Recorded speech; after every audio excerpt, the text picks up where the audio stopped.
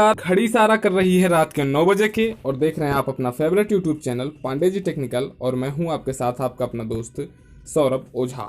तो दोस्तों आप सभी का बहुत बहुत स्वागत है आज के हमारे इस नए वीडियो में, जिसमें आज हम आपको फिजिक्स के कुछ इंपॉर्टेंट क्वेश्चन बताने वाले हैं और उनका सोल्यूशन आपको देने वाले हैं। तो इसके पहले हम कुछ भी आपसे डिस्कस करें, क्वेश्चंस आपको इंपॉर्टेंट क्वेश्चंस दिखाएं, एक बार सारे स्टूडेंट गुड इवनिंग के कमेंट के साथ जुड़ जाते हैं। और दोस्तों हम पहले क्वेश्चन के बाद आपको एक बहुत ही इंपॉर्टेंट बात बताने वाले हैं, तो आप वीडियो में कंटिन्यू बने रहिए। तो आइए स्टार्ट करते हैं पहला क्वेश्चन।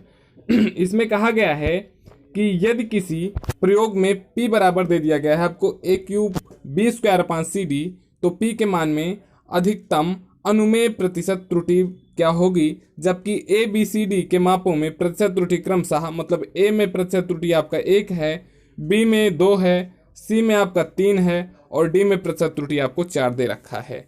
तो आपको पूछ रहा है कि इस पी के जो मापन में है वो अधिकतम प्रतिशत त्रुटि क्या होगी। तो सबसे पहले हम जानते हैं कि कोई भी चीज़ चाहे वो घात में होती है, जैसे यहाँ पर ए क्यूब है तो ए क्यूब की पावर 3 होती है, 3 आगे आ जाएगा और फिर यहाँ ए का प्रतिशत त्रुटि हो जाएगा। ठीक है, इसमें फिर आपका इंटू में बी स्क्वायर है तो प्लस यहाँ पर लगा करके बी स्क्वायर का मतलब 2b हो जाएगा, बी में प्रतिशत त्रुटि, प्लस फिर लगेगा सी डी आपका नीचे है तो प्लस सी में प्रतिशत त्रुटि प्लस डी में प्रतिशत त्रुटि। अब आपको इसी पर मान रख देना है, ए में प्रतिशत त्रुटि 1 दे रखा है, बी में 2 दे रखा है, सी में 3 दे रखा है और डी में 4 दे रखा है। इसी को सॉल्व कर लेना है, आ जाएगा। कैसे इसे करेंगे फिर से एक बार अच्छे से समझते हैं। आपको दे रखा है p बराबर A cube B square upon C D, तो आपका जो आएगा del P upon P maximum, अधिकतम आपसे पूछ रहा है तो आ जाएगा, जैसा कि हमने आपको बताया कि यहाँ पर ए क्यूब है तो 3 आगे आ जाता है, फिर डेल ए अपान ए हो जाएगा, बी स्क्वायर है तो 2 डेल बी अपान बी हो जाएगा, सी है तो डेल सी अपान सी हो जाएगा और डी है तो डेल डी अपान डी हो जाएगा। ठीक है, अब इसमें आपका प्रतिशत त्रुटि पूछ रहा है तो del P upon P into 100, मतलब प्रतिशत त्रुटि के लिए हमेशा जहां पर प्रतिशत रहता है हम 100 से मल्टीप्लाई करते हैं। ठीक है, तो यहाँ पर हम मल्टीप्लाई कर देंगे तो आपको ये प्राप्त हो जाएगा और आपको इतने की value del A upon A into 100 की वैल्यू आपको दे रखा है 1, डेल बी अपान बी इंटू 100 की वैल्यू दे रखा है 2%, इसकी वैल्यू दे रखा है 3% और इसकी वैल्यू दे रखा है 4%। इसी पर आपको रख देना है, तब आपका आ जाएगा 3 into 1 plus 2 into 2 plus 3 plus 4। जब आप इसको ऐड कर लेंगे तो आपका आ जाएगा 14, मतलब पी के प्रतिशत त्रुटि में अधिकतम मापन में जो त्रुटि होगी वो आपकी 14% आएगी। तो दोस्तों एक चीज ध्यान रखिएगा, इस तरह का एक क्वेश्चन आपसे जरूर 100% दावे के साथ एग्जाम पेपर में पूछा जाने वाला है। तो आज का जो हमने कहा था कि इंपॉर्टेंट बात हम आपको बताने वाले हैं वो ये बात है कि एग्जाम के लिए बस अब आपके पास 3 से 4 दिन है, और अगर आपने अभी तक आपको डर लग रहा है एग्जाम से, तो हम बिल्कुल आपके लिए लेकर के आए हैं बहुत ही बेहतरीन सोल्यूशन कि आप अपनी तैयारी को कैसे अच्छे से कर सकते हैं। आपको कुछ नहीं करना है, हम लोगों ने एक 10 डे स्मार्ट स्टडी क्लासेस से चलाया है, जिसमें हम केवल 10 दिन में 10 वीडियो लेक्चर में 7 वीडियो लेक्चर में आपका पूरा का पूरा इंपॉर्टेंट क्वेश्चन हर एक सब्जेक्ट का खत्म कर रहे हैं। और 3 जो वीडियो लेक्चर्स हैं उसमें हम आपको मॉडल पेपर सोल्यूशन दे रहे हैं, प्लस अब हम आपको पीडीएफ फाइल्स भी हर एक चीज की दे रहे हैं। तो 7 video lecture, 3 model paper solution video lecture plus 3 PDF, और ये सब टोटली चीजें आपको मिलेंगी केवल और केवल 100 रुपए में, और वो भी math physics chemistry CSED, math की भी फिजिक्स केमिस्ट्री CS और ED। ठीक है, 5 सब्जेक्ट का आपको केवल 100 रुपए पे करना है और आप इन सब की धमाकेदार क्लासेस से देख सकते हैं।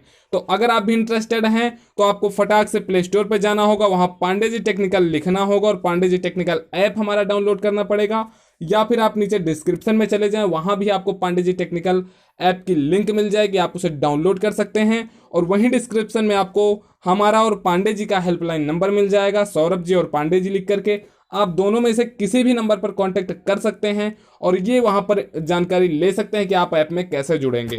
तो मुझे उम्मीद ही नहीं, पूरा विश्वास है कि आप लोगों की तैयारी अच्छी है, मगर फिर भी दोस्तों अगर तैयारी में थोड़ी सी भी आपकी चूक है तो देर न करिए, चूंकि ये टाइम बहुत बहुमूल्य है। ठीक है, फटाक से डाउनलोड करिए ऐप और केवल 100 रुपए की पेड मेंबरशिप के साथ आप 10 डे स्मार्ट स्टडी क्लासेस से जुड़ सकते हैं। तो फटाफट वाई कमेंट करिए जितने स्टूडेंट्स हमारे आज मेंबरशिप लेना चाहते हैं। ठीक है, तो उसके बाद हम अगले क्वेश्चन की तरफ बढ़ते हैं। हमारा अगला क्वेश्चन क्या कह रहा है, एक घन के द्रव्यमान और भुजाओं के मापन में प्रतिशत त्रुटियां दिया गया है 2% तथा 5% है। ध्यान दीजिएगा, कह रहा है एक घन के द्रव्यमान मापन में 2% की त्रुटि और भुजा के मापन में 5% की त्रुटि कह रहा है, तब इसके पदार्थ के घनत्व मापन में। इस तरह का एक क्वेश्चन हमने आपको पहले बता रखा है, लेकिन फिर से हम इसके जस्ट, ये पार्ट 2 का वीडियो है, इसके जस्ट पहले वाले वीडियो में हमने आपको बता रखा था, तो इसमें हम फिर से एक बार आपको रिवाइज कर देते हैं। इसका एम में जो प्रतिशत त्रुटि आपको दे रखा है 2% और आपका भुजा में 5.5%, ठीक है। आपको घनत्व में पूछ रहा है, तो हमको पता क्या है कि घनत्व बराबर क्या होता है हमारा, द्रव्यमान बटे आयतन, और द्रव्यमान हमारा क्या होता है एम, आयतन क्या होता है हमारा वी फॉर वैल्यूम, वैल्यूम मतलब आयतन, और जो आयतन होता है वो लंबाई का क्यूब होता है। मतलब आपका आ क्या जाएगा, घनत्व बराबर द्रव्यमान बटे लंबाई का क्यूब। जब इसको जैसे हमने इसके पहले वाले क्वेश्चन में कन्वर्ट किया था उसी प्रकार इसको बदलेंगे तो आपका आ जाएगा, ये रो क्या है यहाँ पर, ये जो बना हुआ आपको मिल रहा है ये रो इसको कहते हैं, यही घनत्व है। तो घनत्व में प्रतिशत त्रुटि इक्वल टू द्रव्यमान की पावर m की पावर 1 है, तो इसीलिए केवल डेल m अपान m इंटू 100 हो जाएगा, और यहाँ पर l की पावर क्यूब है तो इसीलिए 3 इंटू डेल l अपान l इंटू 100 हो जाएगा। और इसकी वैल्यू आपको कितना दे रखा है 0.2, तो इसके प्लेस पर आप 0.2 रख देंगे, और इसकी वैल्यू आपको 0.3 दे रखा है तो इसके प्लेस पर आप 0.5 दे रखा है तो आप 0.5 रख देंगे। आपका हो जाएगा 0.2 प्लस 3 इंटू 0.5, तब आप जब इसको सॉल्व करेंगे तो 1.7% आपका आंसर आ जाएगा। और ध्यान रखिएगा ऐसे क्वेश्चंस आपको बहुत देखने को मिलेंगे। वहां पर बच्चे करते क्या है, जो एल क्यूब है यहाँ पर माइनस लगा देते हैं, और पूरा का पूरा उनका टर्मिनल जो उनका स्टेप्स होता है वो तो सही होता है, मगर एक प्लस और माइनस के कारण पूरा का पूरा सवाल गलत हो जाता है। तो कहीं भी रहे, अगर आपसे प्रतिशत त्रुटि पूछता है तो उसके लिए आपको प्लस ही लगाना है। बहुत बेहतरीन क्लास हमारे टेंडे स्मार्ट स्टडी क्लासेस पे पढ़ाई गई हैं, एक एक कॉन्सेप्ट क्लियर किया गया है, ठीक है। तो अगला क्वेश्चन हमारा क्या होता है आज के इस वीडियो का, इसमें आपको ऐसा क्वेश्चन एक देखने को कभी कभार मिल जाता है। इस क्वेश्चन में कह क्या रहा है कि एक पिंड जिस पर आपका 150 न्यूटन का बल लगा है, मतलब बल आपको दे रखा है 150 न्यूटन, और बल की दिशा के साथ कोण थीटा का मान आपको दे दिया गया है 60 अंश, बनाते हुए 15 मीटर आपको डिस्टेंस दे दिया गया है। सबसे पहले क्वेश्चन आपको कैसे सॉल्व करना है, बहुत सारे बच्चे हमारे पास से कमेंट्स करते रहते हैं, कॉल्स करते रहते हैं, पूछते रहते हैं कि सर हम क्वेश्चंस को सॉल्व कैसे करेंगे, हमें कैसे पता चलेगा कि कौन सा इसमें फार्मूला लगेगा। तो कुछ नहीं करना है आपको, सबसे पहले जो जो क्वेश्चन में आपको दिया रहे उसको आपको नोट कर लेना है। इसमें हमको एफ दिया गया है तो हम एफ नोट कर लेंगे 150 न्यूटन, थीटा आपको दिया गया है थीटा हम नोट कर लेंगे, डी हमको विस्थापन दिया गया है 15 मीटर हम नोट कर लेंगे। अब आपको ज्ञात क्या करना है, डब्ल्यू का मान ज्ञात करना है, कार्य ज्ञात करना है। तो हमें पता है डब्ल्यू क्या है, एक अदिश राशि है, कार्य एक अदिश राशि है, और कार्य का जो डब्ल्यू इक्वल टू होता है वो होता है F, W equal to F into D cos theta. F की वैल्यू आपको 150 पता है, डी की वैल्यू आपको 15 पता है और थीटा की वैल्यू आपको 60 अंश दे रखा है, और यहाँ पर आपको यह भी दे रखा है कि cos 60 इज इक्वल टू 1/2, ठीक है। मतलब पूरा का पूरा आपका क्वेश्चन सॉल्व हो गया है। आप इसको लिख देंगे डब्ल्यू इक्वल टू 150, आपका बल का मान दिया गया है, आपका डी का मान 15 दिया गया है, और cos 60 रख देंगे। 150 इंटू 15 गुणे cos 60 की वैल्यू आपको 1/2 दे रखा है। आप जब इसको सॉल्व कर लेंगे आपका आ जाएगा 1125 न्यूटन मीटर, या फिर न्यूटन मीटर को आप जूल भी लिखते हैं तो आप ये लिख सकते हैं आपका आंसर। चाहे आप ये लिख दीजिए यहाँ पर जूल लगा करके, या फिर आप इसको न्यूटन मीटर भी लिख सकते हैं, दोनों आपका करेक्ट होगा, मगर आप जूल ही लिखने का प्रयास करिए, एसआई मात्रक को हम ज़्यादा तवज्जो देते हैं। तो इस तरह से आप आसानी के साथ सारे प्रश्नों को हल कर सकते हैं।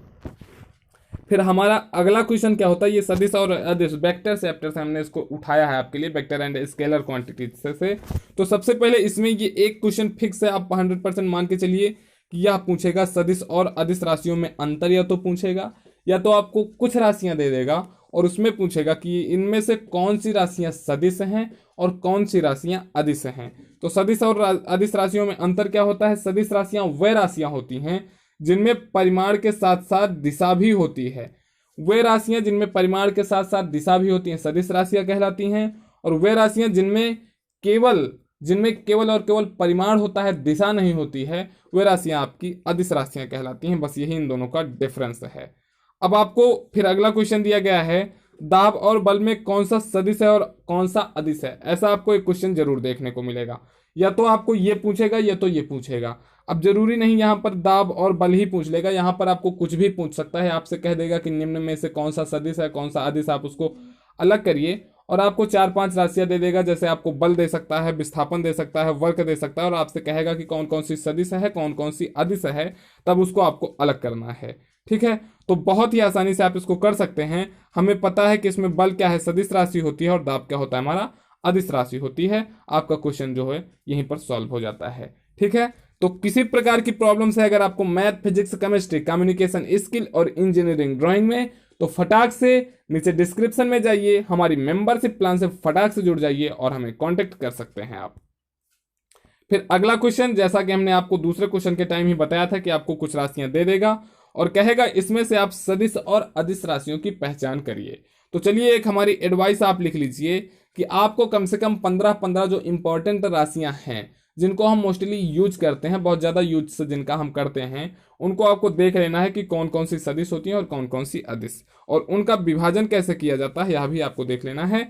आप इस वीडियो को रोक लीजिए और इतने का स्क्रीनशॉट ले लीजिए और इसको ध्यान से देख लीजिए, चूंकि जो भी क्वेश्चन सब फंसता है सदिश और अदिश का इसी में से आता है, और यहाँ पर जितने भी इंपॉर्टेंट राशियां हैं सबको लिख दिया गया है। ठीक है, अब इसके बाद हम अगले क्वेश्चन की तरफ बढ़ते हैं। आप इसका स्क्रीनशॉट ले लीजिए, या फिर आपको पीडीएफ चाहिए तो आप हमारे टेलीग्राम चैनल पर जुड़ सकते हैं, पॉलिटेक्निक क्लासेस 7080 पर। पॉलिटेक्निक क्लासेस 7080 टेलीग्राम चैनल पर आप जुड़ सकते हैं, वहां पर भी आपको ये पीडीएफ मिल जाएगी। या फिर अगर आप और अच्छे से पीडीएफ लेना चाहते हैं तो फिर वही बात, आप हमारे चैनल की मेंबरशिप से जुड़िए, वहां पर आपको हर एक सब्जेक्ट की धमाकेदार पीडीएफ भी मिल रही हैं।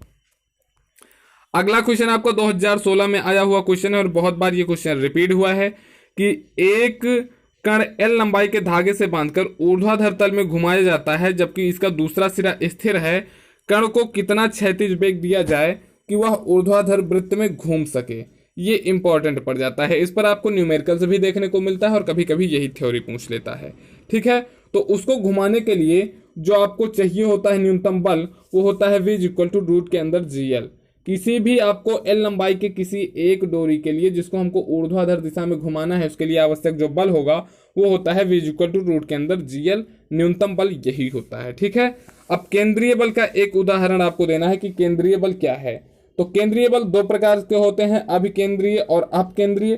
केंद्रीय बल का उदाहरण आपको कहां पर देखने को मिलता है, सूर्य के चारों तरफ ग्रह चक्कर लगाते रहते हैं। केपलर का नियम आप थोड़ा सा याद करिए, केपलर का एक इंपॉर्टेंट क्वेश्चन नोट कर लीजिए। केपलर के 3 नियम है, तीनों नियम में से एक नियम जरूर आपसे पूछेगा, 100% पूरे दावे के साथ एक नियम आपसे केपलर का जरूर पूछने वाला है। तो कंप्लीट कर लीजिए केपलर का नियम, फटाक फटाक फटाक। ठीक है, उसके बाद केंद्रीय बल का एक आपको उदाहरण देना है। तो जो ग्रह होते हैं वो सूर्य के चारों तरफ चक्कर लगाते रहते हैं और इनके चक्कर लगाने का कारण गुरुत्वाकर्षण बल होता है और वही आपका एक प्रकार का केंद्रीय बल हो जाता है। अब केंद्रीय बल क्या होता है, अब केंद्रीय बल सबसे पहले पूछ रहा है इसमें, अब केंद्रीय बल का एक एग्जांपल दीजिए, 2017 में आया हुआ है। तो अब केंद्रीय बल क्या होता है, जब किसी चीज को हम घुमाते हैं तो उसके केंद्र से बाहर की तरफ जो बल लगता है उसी को हम अपकेंद्रीय बल कहते हैं। कैसे, जैसे आप कोई एक डोरी ले लीजिए और डोरी के एक सिरे पर कोई आप टुकड़ा बांध लीजिए, कोई कण बांध लीजिए, या फिर कोई आप गिट्टी वगैरह बांध लीजिए और उसको मूव करिए, घुमाइए उसको अपने हाथों से।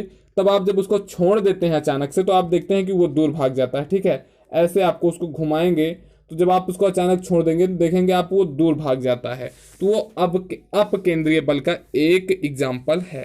तो इस तरह से आज का हमारा वीडियो दोस्तों बस यहीं तक, फिर मिलते हैं हम अपने नेक्स्ट वीडियो में।